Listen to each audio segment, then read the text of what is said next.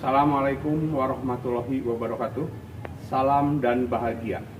Bapak Ibu guru hebat, pada video kali ini saya Kiki Rukiman, Kepala SMP Negeri 3 Rangkas Bitung, akan berbagi praktik baik yang pernah dilakukan di sekolah dengan judul Sosialisasi Implementasi Kurikulum Merdeka di SMP Negeri 3 Rangkas Bitung. Sosialisasi tentang implementasi kurikulum merdeka perlu dilakukan karena kurikulum merdeka merupakan kurikulum dengan paradigma baru di mana warga sekolah termasuk orang tua siswa pada umumnya belum mengetahui dan belum memahami apa itu kurikulum merdeka. Saya selaku kepala sekolah menghadapi tantangan dalam melaksanakan kegiatan tersebut, yaitu harus meyakinkan seluruh warga sekolah dan orang tua siswa agar mau berubah karena kurikulum yang baik adalah kurikulum yang sesuai dengan zamannya. Maka perlu strategi yang tepat dalam melakukan sosialisasi tersebut supaya bisa dipahami dan diterima oleh warga sekolah dan seluruh orang tua siswa. Untuk meyakinkan seluruh warga sekolah dan orang tua siswa, maka sosialisasi dilakukan melalui 3 tahapan. Seperti apa tahapan-tahapan yang dilaksanakan dalam melakukan kegiatan sosialisasi implementasi kurikulum merdeka di SMP Negeri 3 Rangkas Bitung? Mari kita lihat video berikut. Sosialisasi tahap pertama dilakukan untuk semua warga sekolah dan orang tua siswa, yaitu penyampaian informasi dan penjelasan program kerja sekolah tahun ajaran 2022-2023 yang meliputi 1. Visi misi, tujuan sekolah, kurikulum, kegiatan belajar mengajar, dan kegiatan ekstrakurikuler. 2. Program pengembangan dan pembangunan sekolah. 3. Penjelasan mengenai pengertian dan tujuan kurikulum merdeka, serta tahapan-tahapan implementasi kurikulum merdeka. 4. Penjelasan mengenai alasan kenapa kurikulum berubah. Diawali dengan berdiskusi dan mengajak seluruh yang hadir untuk mengingat kembali bagaimana kita dulu waktu sekolah, bagaimana cara belajar kita dulu, cara orang tua dulu mendidik kita, termasuk fasilitas belajar kita dulu, kemudian bandingkan dengan sekarang. Setelah itu perwakilan orang tua diminta tanggapan dan pendapatnya tentang cara belajar dan fasilitas belajar.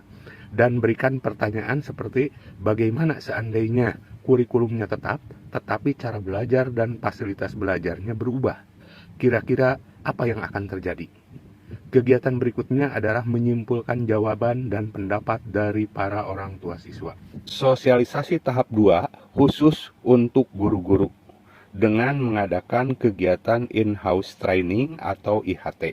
Semua guru mempelajari tentang implementasi kurikulum merdeka, mulai dari capaian pembelajaran, alur tujuan pembelajaran, dan tujuan pembelajaran untuk semua mata pelajaran. Semua guru diperkenalkan juga dengan platform Merdeka Mengajar, di mana semua guru bisa belajar secara mandiri dari platform Merdeka Mengajar tersebut. Tetapi untuk guru-guru yang kurang dalam penggunaan IT, terlebih dahulu dibimbing dan dipandu oleh guru yang termasuk dalam komite pembelajar. Sosialisasi tahap 3 khusus untuk orang tua siswa dan dilakukan setelah implementasi kurikulum merdeka dilaksanakan serta sudah ada hasil dari proyek yang dilaksanakan siswa. Karena sosialisasi ini dilaksanakan selain untuk memberikan pemahaman, juga untuk meyakinkan dan menjawab keraguan dari para orang tua siswa. Sehingga orang tua siswa diundang kembali ke sekolah untuk mengetahui dan melihat kegiatan apa yang dilakukan para siswa, serta mengetahui bagaimana hasilnya. Dan pada kegiatan ini, beberapa orang perwakilan siswa mempresentasikannya. Kegiatan inilah salah satunya yang bisa meyakinkan dan menjawab keraguan para orang tua. Teman-teman, nama saya adalah Tatabila dan ini teman saya dari Alifa. Di sini kami akan mempresentasikan hasil dari pembuatan buku kompos kelas 7J. Maka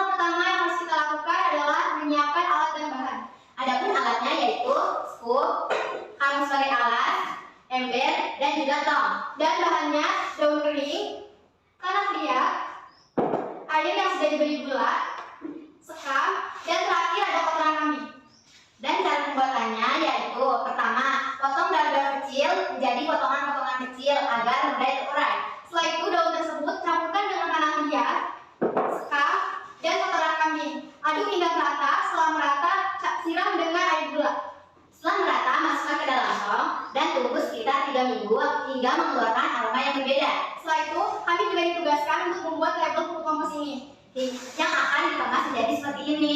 Penjelasan saya saat mau membuat kompos.